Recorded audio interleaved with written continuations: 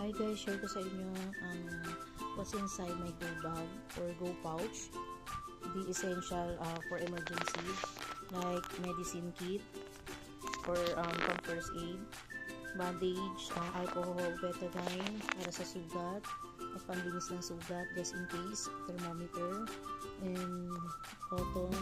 Meron tayong survival kit din, flashlight for emergency, and whistle galing ito sa Red Cross, thank you Red Cross.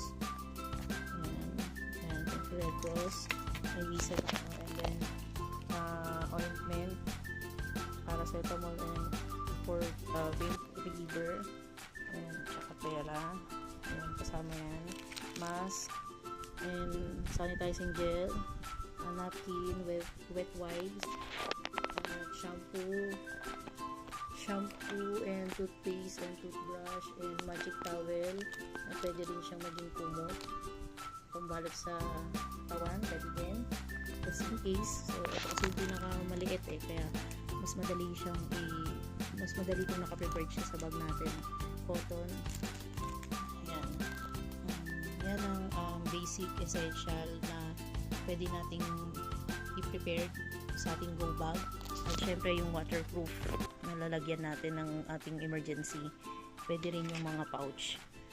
Ayan. Meron din ang aking mga bagets.